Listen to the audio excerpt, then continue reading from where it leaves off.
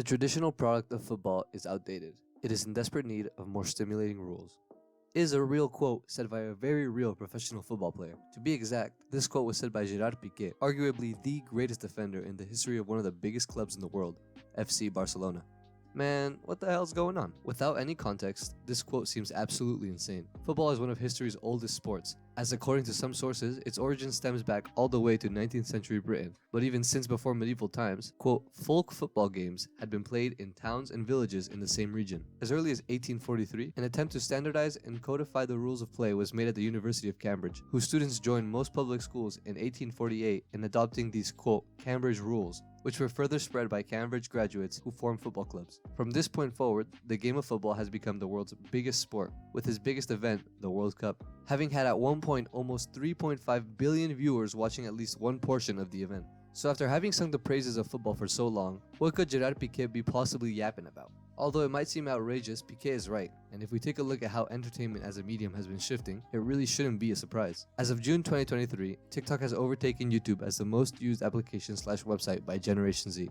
And it's not even close. The appeal, or should I say the success of short-form content has been so crazy that you will find versions of TikTok on virtually any competing form of social media, such as Instagram's Reels and YouTube Shorts. What often happens is that content is recycled from one platform to another, yet the amount of hours that each of these brings in comparison to their regular application functions is so absolutely insane that companies don't even bother the fact that it's just a blatant copy. According to earthweb.com, quote, towards the end of 2020, before YouTube decided to launch their YouTube Shorts feature in America, daily viewership was sitting around 3.5 billion views. In March 2021 statistics, it shows that YouTube Shorts had been released in America and in 26 other countries, and as a result, the daily viewership doubled to 6.5 billion.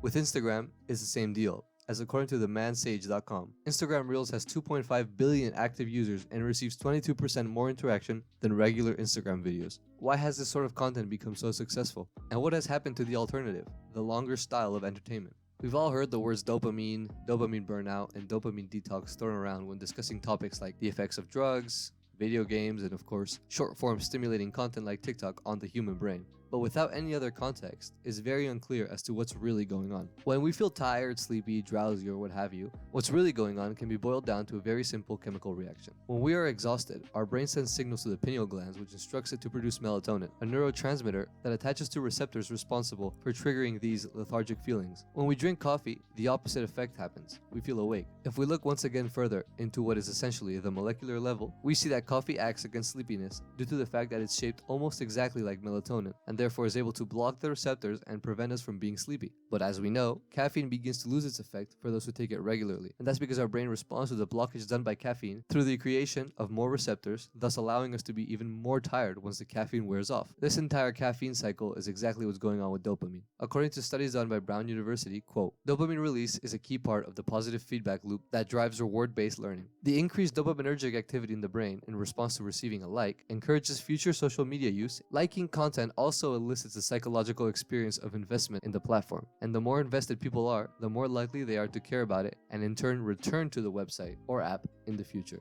The constant loop of liking, receiving likes, and everything that's involved in social media is blown completely out of proportion, as before you had to wait the length of a YouTube video or the runtime of a movie before giving it a like or leaving it a review. This interaction can all occur within 10 seconds while providing the same amount of dopamine. In the same way that our brain adapts to caffeine, the dopamine from 30 minutes of TikTok eventually becomes unsatiating, thus beginning the infinite loop of spending hours and hours just to feel a fraction of that dopamine. This need for dopamine is what the Kings League is relying on.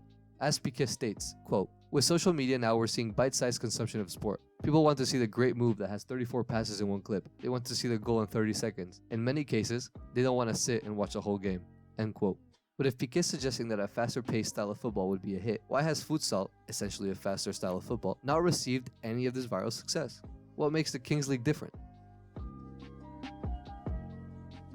Thanks to popular streamer and celebrity Ibai Llanos, Gerard Piqué, and a sponsorship from InfoJobs, what would be known as Kings League InfoJobs would finally come to be in December of 2022. Even in its earliest stages, separations and distinctions were beginning to be made between the Kings League and any other regular football event, with most of these distinctions being centered around content. Everything about the Kings League, from decisions of the general managers and the initial draft that took place on the 27th of December, was recorded, streamed, and monetized on Twitch, YouTube, and even TikTok. Even before the first game was played, websites and merchandise had already been put up for sale. The layout layout of not only the transmission, but of the game in this new league was unlike anything football fans had ever seen. The entire season is divided into two splits, the winter and summer split, with each split consisting of 11 match days in which every one of the 12 teams plays each other once. At the end of the split, the playoffs begin with only the top 8 teams moving into the playoffs, consisting of a single game elimination bracket with one team being crowned as a champion. Although the layout of the season itself already has a faster and more dopamine-inducing pattern, the selling point of the Kings League was that it acted against every criticism that Piqué had for the quote boring style of traditional football. Yet again, forming its structure through social media and audience interaction, many of the Kings League's rules were formed from the votes of the fans following on social media. Firstly, the games are only 40 minutes, which is less than half than a regulation football match, and each 20-minute half is started not by a kickoff, but by a full speed sprint to the ball. The pitch itself is, in its totality, at most a quarter of a regulation football field, and there is, at all times, a maximum of only 14 players at the pitch. Having said this, however, almost every aspect of a Kings League football match is subject to change. Before each match, the coaches of each team chooses a mystery weapon, an arma secreta in Spanish, which they can employ at whatever point they wish during the match. These cards have the potential to be absolutely game-breaking, as they can range from removing an opposing player for a set amount of time, all the way to granting a free penalty for the team which invokes it. On top of this, a real and official rule of the Kings League is that at the 18th minute of the first 20-minute half, a giant 6-sided die is rolled to decide how many players will be allowed on the pitch for the final minutes of the half. It can be relatively inconsequential, sometimes reducing the players to 6 instead of 7, but it can also cause the teams to go into a 1v1 scenario, something which,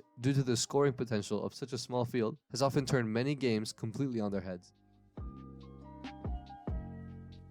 Novelty comes with attention, and the Kings League wasn't an exception. The high pace, high rhythm, high goal count, all combined with the insane random potential, was an absolute success amongst those typically disinterested in the slower pace of traditional football. For those who have watched or been watching, it's no secret that the mentality while watching any of the Kings League games relies on the fact that you are one blink away from witnessing something like an amazing goal from half field. It's not uncommon to see incredible feats of athleticism and even goals from the goalkeeper. Your attention is captivated at all times, not only because of the fast pace, but because of the fact that anything could happen at any moment. For this, and all of the reasons I've stated previously, Piqué used the Kings League to prove that there was a market for a different style of football, and, importantly, that this market was profitable. Reportedly, around 16 million euro only from Twitch and streaming have been made by the Kings League just in the last year, an already insane number without taking into account sponsorship money, merchandising, and the tickets sold for the packed Camp Nou stadium they used to play their championship games of the first split. For context, Camp Nou has nearly 100,000 seats, and it was evident that the day of the final in the stadium was absolutely packed, nearly to capacity. From all of this, it's needless to say that the Kings League has been an absolute success, and that is definitely not going away anytime soon. It's easy to see the success of the Kings League and just accept it as another mainstay in the entertainment industry. But the implications and the fact that football has evolved and gotten to this point speaks more for the audience and what we want, rather than how the sport itself is making changes. From what I see,